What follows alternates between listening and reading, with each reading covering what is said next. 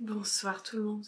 Le froid glacial de l'hiver n'a pas seulement figé les paysages, mais il a aussi emprisonné des âmes, des mystères et des légendes terrifiantes. Du Japon à la Russie, en passant par la Norvège et la France, ces histoires résonnent dans les montagnes, les cascades et les cimetières perdus, rappelant que certaines énigmes ne fondent jamais, même sous le soleil. Aujourd'hui, je vous emmène au cœur de 5 récits fascinants, où le gel éternel devient le théâtre de l'inexplicable et de l'effroi. Installez-vous bien et prenez quelque chose de chaud. Mettez-vous sous une couette parce que ces histoires vont vous laisser glacés.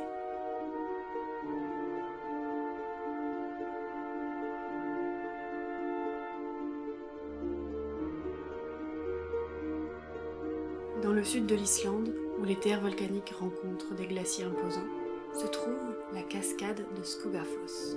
Chaque année, des milliers de visiteurs affluent pour admirer cette chute d'eau spectaculaire de 60 mètres de haut, qui projette des arcs-en-ciel à travers la brume. Mais peu connaissent l'ancienne légende qui entoure ce lieu. Une histoire si glaçante qu'elle fait frissonner même les plus courageux. Lors des hivers les plus rigoureux, lorsque le vent arctique souffle sur les terres islandaises, l'eau de Skogafoss se fige parfois totalement. On l'appelle alors la cascade gelée. Et c'est à ce moment précis que les anciens habitants du village de Skogar avertissent qu'il ne faut jamais s'en approcher. Car sous la glace repose un trésor maudit, protégé par un esprit vengeur qui n'apparaît que lorsque l'eau est figée. Une légende débute il y a plus de 800 ans, à l'époque des premiers colons islandais. Un riche chef de clan, Björn le Doré, aurait caché un trésor inestimable derrière la cascade. Selon les récits, il aurait scellé son or dans un coffre qu'il enferma avec un nœud magique, incanté pour que seul un héritier digne de ce nom puisse le dénouer. Mais Björn, réputé pour sa cupidité, ne se fiait même pas à ses propres descendants. Avant de mourir, il invoqua l'esprit de l'eau, un Vaetir, pour protéger son trésor. Le Vaetir était lié par un pacte. Tant que la cascade coulait, il devait protéger le trésor et empêcher quiconque d'y accéder. Cependant, le temps passa et les descendants de Björn oublièrent la promesse. L'un d'eux, un homme nommé Sverrir, avide et désespéré, tenta de s'emparer du trésor pendant un hiver exceptionnellement froid où Skogafoss était gelé. Armé d'un marteau et de chaînes, il brisa la glace et entra dans une grotte cachée, derrière la cascade. Au cœur de la grotte, Sverrir trouva le coffre brillant d'une lueur surnaturelle. Ignorant les avertissements gravés sur les flancs de ce dernier, il tenta d'ouvrir le nœud magique. Mais à peine avait-il touché le coffre que la grotte se mit à trembler. Le Vaetir, enchaîné par son serment, s'éveilla tout à coup. Il est décrit comme une créature mi-humaine, mi-aquatique, avec des cheveux d'algues et des yeux phosphorescents. L'esprit surgit alors des ombres, le regard brûlant de colère. Sa voix résonna dans la grotte. Tu as brisé le pacte. L'eau t'engloutira et ton âme nourrira les flots pour l'éternité. Sverrir tenta de fuir, mais la glace sous ses pieds se brisa. L'eau glacée de la cascade, comme revenue à la vie, l'engloutit dans un tourbillon. Ses cris résonnèrent brièvement, puis le silence retomba sur Skogafoss. Depuis ce jour, la légende raconte que lors des hivers les plus froids, la cascade se fige pour révéler son secret maudit. Ceux qui osent s'approcher de la glace disent entendre des hurlements étouffés, comme des appels désespérés venant de l'intérieur. Certains prétendent avoir vu des silhouettes mouvantes dans les reflets gelés, des visages pris au piège sous la surface. En 1902, un groupe d'aventuriers tenta d'explorer la cascade gelée à la recherche du fameux coffre légendaire. Ils étaient 3, mais seul l'un d'entre eux, un homme nommé Hakon, revint profondément marqué. Il raconta à demi-mot qu'à l'intérieur de la grotte, ses compagnons avaient été happés par une force invisible. Avant de s'enfuir, il aurait aperçu une créature monstrueuse, ses yeux brillants fixés sur lui depuis les ténèbres. Bien que la cascade gelée soit aujourd'hui prisée par les touristes, les habitants de Skogar continuent de transmettre cette légende. Certains guides locaux refusent même d'emmener Certains guides locaux refusent même d'emmener des groupes de touristes près de Skogafor au moment où l'eau est gelée. Ils affirment alors qu'ils ne veulent pas risquer de réveiller l'esprit. En 2021, un alpiniste expérimenté disparut mystérieusement près de la cascade lors d'une tempête de neige. Ses amis affirmèrent qu'ils l'avaient vu marcher, seul, vers la cascade gelée. Mais lorsqu'ils le rejoignirent, il n'y avait plus aucune trace de lui. Seulement ses empreintes qui disparaissaient au bord de l'eau. Depuis ce jour, de nombreux phénomènes étranges continuent d'être rapportés. Des ombres inexplicables visibles sur les photos prises par les touristes aux abords de la cascade, des bruits semblables à des pleurs ou des murmures, amplifiés par les parois glacées, une sensation oppressante ou même une sensation d'être observé. Si vous visitez Skogafoss en hiver et que la cascade est gelée, souvenez-vous de l'histoire de Björn le Doré et de Sverrir. N'essayez jamais de briser la glace ou d'explorer les grottes cachées. Méfiez-vous, car les eaux de Skogafoss ne pardonnent pas, et le Vættir veille toujours sur son trésor. Alors écoutez le vent, admirez la cascade de loin, mais ne tentez pas d'en approcher, car dans le silence glacial, l'esprit veille.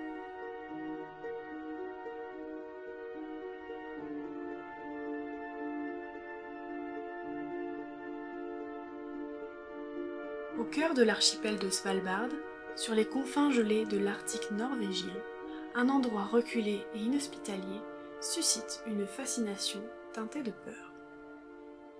C'est ici, sous un ciel polaire où les aurores boréales dansent, que se trouve ce que les locaux appellent le cimetière des glaces éternelles, une vallée isolée où les morts ne reposent jamais vraiment en paix. Les rares explorateurs qui s'y aventurent parlent d'un froid si mordant qu'il semble figer le temps lui-même.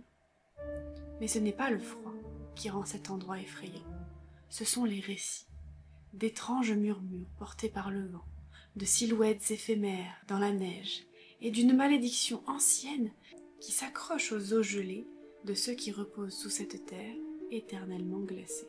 Au moment où j'ai raconté, il y a eu un vent qui s'est levé et d'un coup tout s'est assombri. Je ne sais pas si vous l'avez remarqué. Ça me fait de l'ambiance. L'histoire du cimetière remonte aux premiers colons et trappeurs qui s'installèrent à Svalbard. Ces hommes, attirés par les richesses de la chasse et de l'exploration, étaient confrontés à des hivers longs et impitoyables. Beaucoup succombaient à des maladies, comme le scorbut, la pneumonie, ou simplement à cause du froid. Ne sachant où enterrer leurs morts, sur cette terre gelée et désertique, ils choisirent une vallée isolée, entourée de montagnes, où le sol semblait légèrement plus malléable. Ils y creusèrent alors des tombes peu profondes, espérant offrir un repos paisible à leurs défunts. Mais rapidement, des phénomènes inexplicables commencèrent à se produire. Les corps, au lieu de se décomposer, étaient parfaitement préservés par le gel. On aurait dit qu'ils dormaient, leurs visages figés dans une expression de douleur ou de peur. Des chasseurs affirmèrent avoir entendu des voix plaintives dans le vent nocturne, comme si les morts cherchaient à communiquer avec eux. Pire encore, ceux qui avaient creusé les tombes tombèrent malades ou disparurent mystérieusement. Les habitants de Svalbard, superstitieux, commencèrent à croire que la vallée était devenue maudite. Ils l'abandonnèrent, laissant les tombes ouvertes et exposées aux éléments. Une légende raconte qu'une gardienne veille sur ce cimetière. Elle serait l'esprit d'une femme nommée Eira, une guérisseuse qui aurait vécu au XVIIIe siècle. Selon les récits, Eira fut bannie par les colons après avoir été accusée de sorcellerie. Chassée dans la vallée, elle y mourut, seule, gelée dans une tempête de neige. Mais avant de périr, elle aurait maudit l'endroit, jurant de garder les âmes des morts prisonnières pour l'éternité. Depuis, les habitants prétendent que son âme rôde dans la vallée, cherchant à attirer les vivants pour les transformer en compagnons pour sa solitude. Les explorateurs qui se sont aventurés trop loin parlent d'une silhouette féminine drapée de glace, avec des cheveux scintillants comme des stalactites et des yeux aussi vides que le néant. Ceux qui croisent son regard disent ressentir une froideur intérieure, comme si leur âme avait été aspirée hors de leur corps. La fascination pour ce cimetière atteignit son paroxysme en 1932, lorsque le célèbre explorateur norvégien Alvard Søren mena une expédition scientifique dans la vallée. Søren voulait prouver que ces histoires n'étaient pas des superstitions. L'expédition fut un désastre. Sur les 10 membres de l'équipe, seulement 2 revinrent. Ils racontèrent alors que la vallée semblait vivante. Des ombres mouvantes apparaissaient sur les parois des glaciers. Des hurlements glaciaux retentissaient dans la nuit, comme si la neige elle-même pleurait. Plusieurs membres du groupe furent atteints de folie, parlant à des entités invisibles avant de disparaître dans la tempête. Le journal de Soren, retrouvé des décennies plus tard, contenait ces dernières lignes troublantes. Eira nous observe.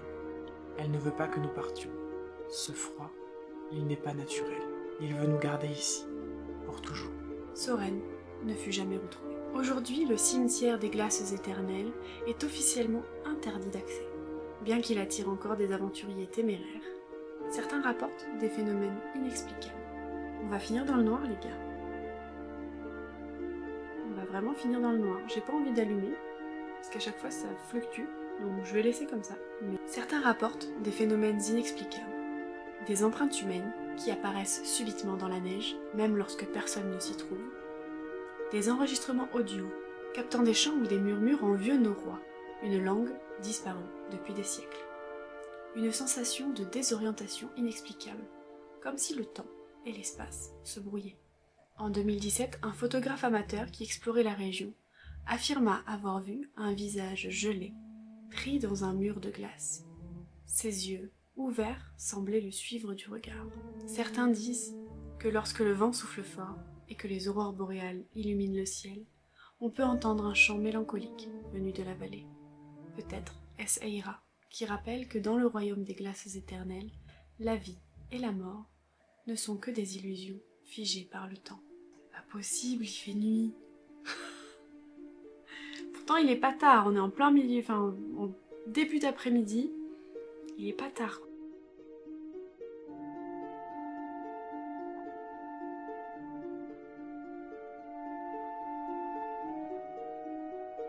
Perché à plus de 2000 mètres d'altitude, le col du Lautaret, situé entre les Alpes du Dauphiné et celles de Savoie, est connu pour ses paysages sublimes et son climat rude. Mais derrière la beauté de ses cimes enneigées et de ses prairies fleuries, se cache une histoire plus sombre, celle des esprits des bergers disparus qui hanteraient ces lieux. Les anciens habitants des villages environnants murmurent que ces montagnes ne pardonnent pas l'insouciance. Le col, bien qu'époustouflant de jour, devient, la nuit tombée, le théâtre d'étranges phénomènes. Des lanternes flottant dans la brume, des murmures inintelligibles portés par le vent, et des silhouettes évanescentes apparaissant parfois devant les randonneurs imprudents. L'histoire remonte à l'hiver 1786, une année marquée par un froid, encore une fois, exceptionnel.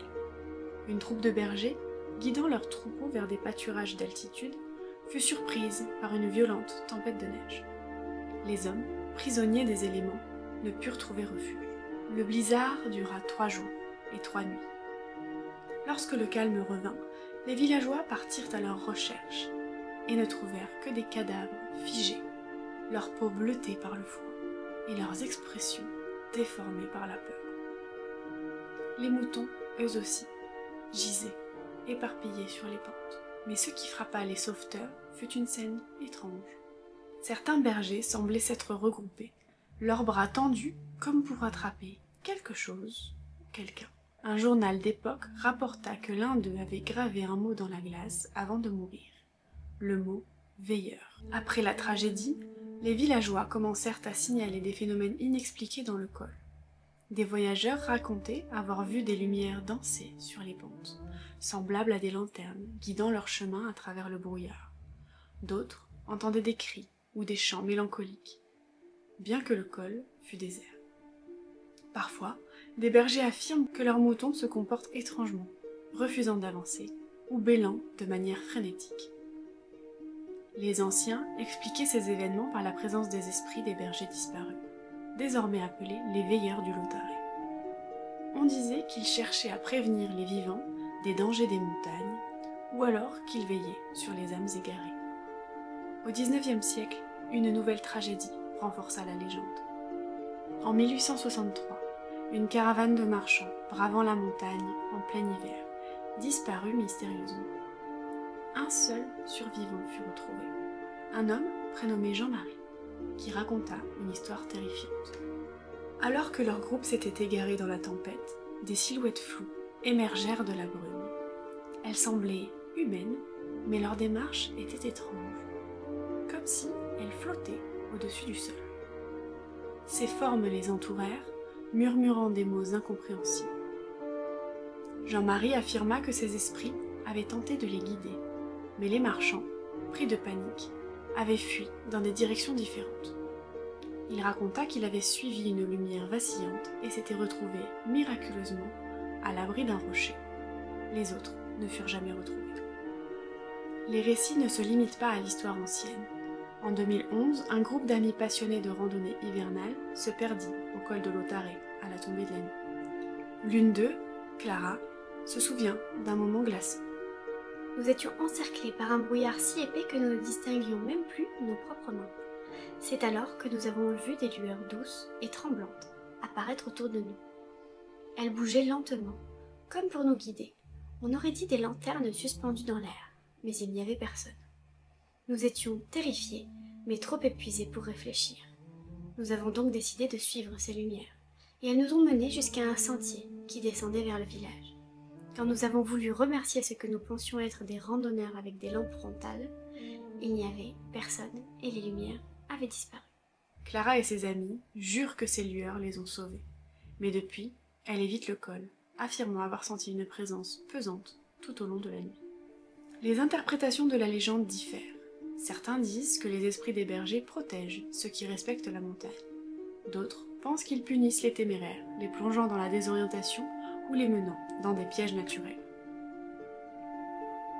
Les locaux, eux, ont une règle simple.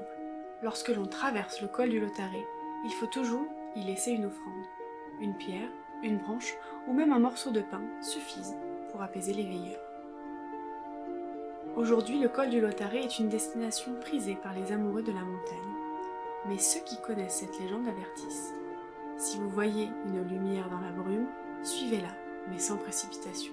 Elle peut être votre salut, comme votre perte. Si vous entendez des murmures, écoutez-les attentivement, car ils peuvent porter un message vital. Et surtout, ne manquez jamais de remercier les veilleurs en laissant un signe de respect. Dans le silence des Alpes, où le vent souffle comme une plainte infinie, il est facile de croire que les bergers du col de l'Otaré veillent encore, figés dans leur mission éternelle.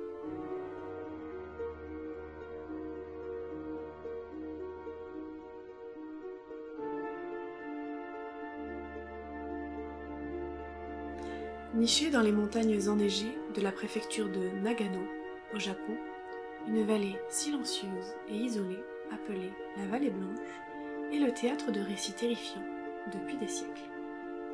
Là-bas, la neige tombe sans discontinuer en hiver, recouvrant les arbres et les maisons abandonnées d'une épaisse couche de glace.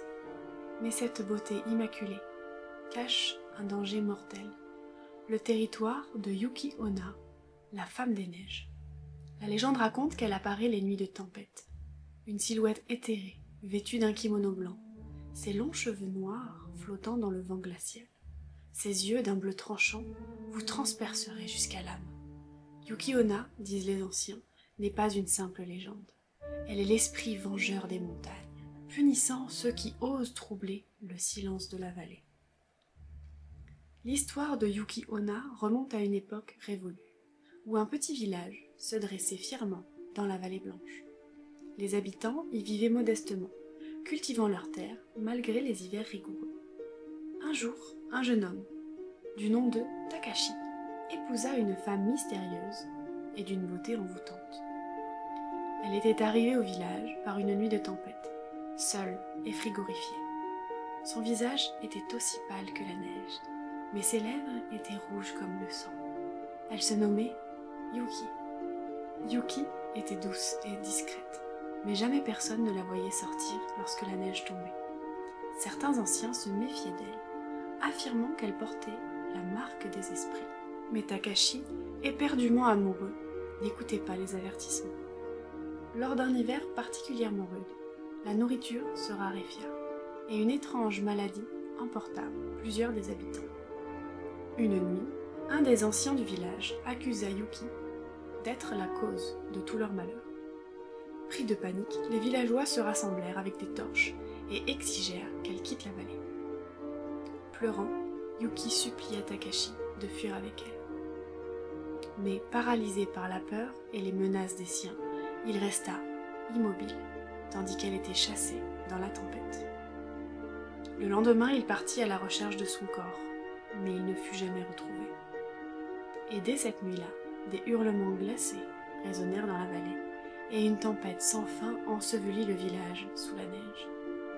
Les rares survivants, effrayés, abandonnèrent leur maison, laissant la vallée à son destin.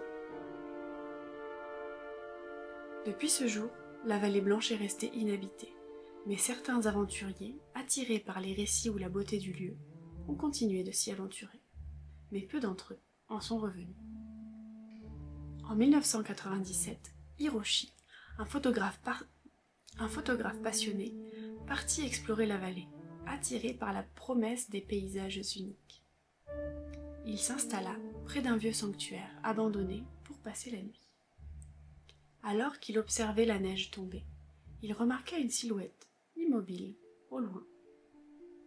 Une femme vêtue de blanc semblait danser au milieu de la tempête, ses mouvements élégants défiant le vent. Fasciné, Hiroshi s'approcha, mais plus il avançait, plus la température chutait. Lorsqu'il arriva près d'elle, la femme se retourna vers lui. Ses yeux bleus luisaient comme des éclats de glace. Elle murmura d'une voix douce. « Pourquoi es-tu venu troubler mon repos ?» Hiroshi ne put répondre. En un instant, le froid le submergea, le laissant à moitié congelé. Il fut retrouvé le lendemain par les secours. Ses lèvres murmurant encore le nom de Yuki Onna. Les habitants des villages voisins racontent qu'il est possible de survivre à une rencontre avec Yuki Onna, mais il faut respecter 3 règles. Ne jamais lui mentir. Si elle vous interroge, vous devez lui répondre le plus honnêtement possible. Ne jamais l'approcher. Gardez vos distances et détournez le regard si elle apparaît. Et ne jamais troubler le silence de la vallée. Les chants, les cris ou tout autre bruit sont considérés comme une insulte à l'esprit des lieux. En 2013, une alpiniste expérimentée nommée Akiko affirma avoir échappé à Yuki Onna. Perdue dans une tempête, elle trouva refuge dans une grotte naturelle. C'est là qu'elle l'aperçut. La femme vêtue de blanc, flottant dans les airs, qui l'observait sans dire un mot. Akiko, terrifiée, s'inclina et murmura. « Je suis désolée d'avoir troublé votre montagne. Permettez-moi de partir en paix. » Yuki Onna se contenta de hocher lentement la tête, avant de disparaître dans la brume. Le lendemain, Akiko trouva un sentier menant hors de la vallée. Depuis, elle porte toujours un talisman protecteur qu'elle avait trouvé dans la grotte, convaincue qu'il s'agissait d'un cadeau de l'esprit lui-même. Aujourd'hui encore, la vallée blanche reste un endroit que peu osent explorer. Les scientifiques disent que les tempêtes soudaines et le froid extrême rendent l'endroit particulièrement dangereux. Mais ceux qui croient en la légende savent que c'est bien plus que cela. Yuki Onna veille, prête à protéger son territoire ou à punir ceux qui osent défier les montagnes.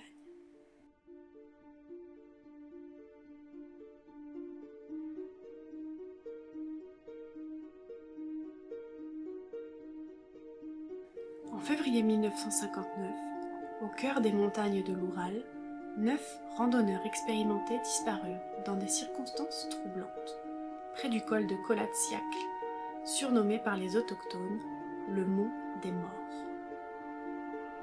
Les recherches menées plus tard révèlent une scène qui défie toute logique et alimente, depuis, l'une des plus célèbres énigmes de la Russie. Mais derrière cette tragédie bien documentée se cache une légende plus ancienne et plus sombre, celle des spectres gelés.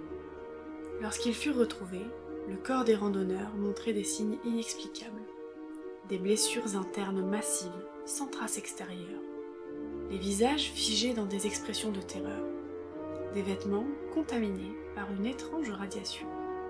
Leur tente, déchirée de l'intérieur, suggérait une fuite précipitée au cœur d'une nuit glaciale, pieds nus et désorientés.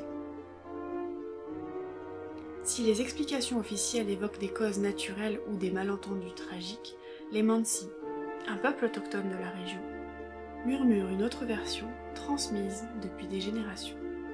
Pour eux, le col est maudit, hanté par les âmes des voyageurs morts dans la neige. Ce qui trouble leur repos s'expose alors à des punitions terribles. La légende raconte que bien avant cet incident, un groupe de chasseurs Mansi disparut mystérieusement dans la même région. L'hiver était particulièrement rigoureux cette année-là, et des villages entiers peinaient à survivre. Ces chasseurs, au nombre de 8, partirent en quête de gibier, mais ne revinrent jamais. Des semaines plus tard, une expédition partit à leur recherche. Leurs corps furent retrouvés, figés dans des positions étranges. Certains agenouillés comme en prière, et d'autres debout, les bras tendus vers le ciel. Leurs visages portaient une expression d'horreur indicible, et leur corps était intact, mais leur peau avait pris une teinte bleue glaciale. Les chamans Mansi déclarèrent que ces chasseurs avaient dérangé les spectres gelés, les esprits des morts piégés par le froid éternel. Depuis lors, le col Kolatsiakl devint un lieu interdit, protégé par des rituels et des tabous stricts. Bien que l'incident de 1959 ait popularisé le mystère de Dyatlov, d'autres récits continuent d'émerger, racontant des rencontres avec les spectres gelés. En 1994, Sergueï, un guide de montagne, décida de gravir le col malgré les avertissements.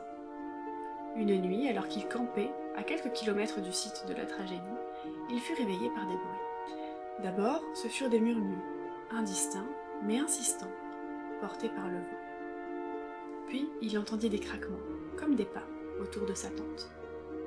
Lorsqu'il sortit pour inspecter, il vit des silhouettes floues dans la neige, translucides mais indéniablement humaines. Elles semblaient marcher sans effort, glissant presque sur la poudreuse.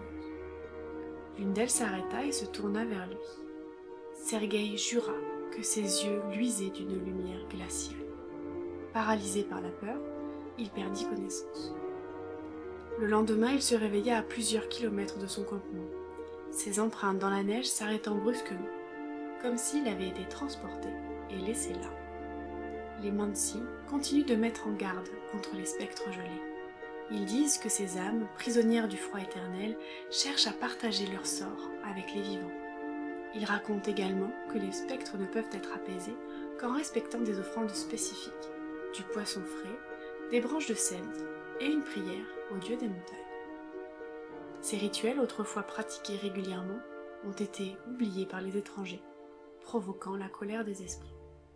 En 2012, une équipe de scientifiques tenta d'explorer le col pour étudier les phénomènes géologiques particuliers de la région. Leur équipement sophistiqué enregistra des variations électromagnétiques inhabituelles. Plusieurs membres de l'équipe rapportèrent des hallucinations auditives et visuelles. Un chercheur affirma même avoir vu une procession d'ombres humanoïdes se déplacer dans la neige, mais ses collègues rejetèrent son récit comme étant le produit de l'hypothermie. Aujourd'hui, le col Kolatsiakl continue de fasciner les aventuriers, les enquêteurs paranormaux et les amateurs de mystère. Mais tous s'accordent à dire que l'endroit impose une atmosphère lourde et oppressante. Le silence y est assourdissant, et le froid semble pénétrer jusqu'à l'âme. Les ombres du froid et du vent gardent leurs secrets dans tous ces lieux, où la nature et le surnaturel semblent s'entrelacer.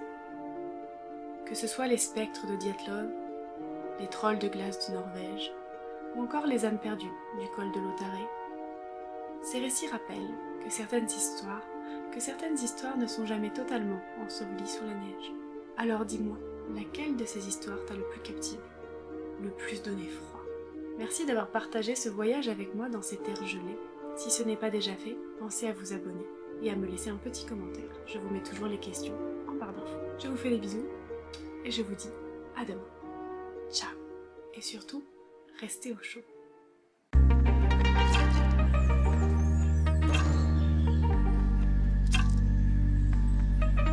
Ils choisirent une vallée, ils y creusent les habitants de Svalbard, qui s'accrochent aux eaux gelées, mais ce qui frappa les sauveteurs fut une scène étrange. Certains BG, pardon. Certains bergers, des empreintes humaines qui apparaissent soudainement dans la neige, la vie et la mort ne sont que des illusions. Lorsque le calme revint, les vilains... Lorsque le calme... Lorsque... Ah, c'est dur. Un homme prénommé pleurant, Yuki supplia Takashi. Pleurant, Yuki supplia Takashi de fuir. C'est dur à dire. Pleurant, Yuki. Les rares survivants. Mais derrière cette tragédie,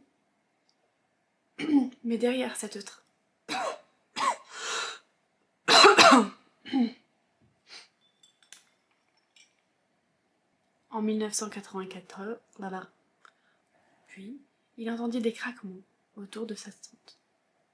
Son visage était aussi pâle que la neige, mais ses lèvres étaient rouges comme le sang. Elle se nommait Yuki. Elle se nommait Blanche-Neige.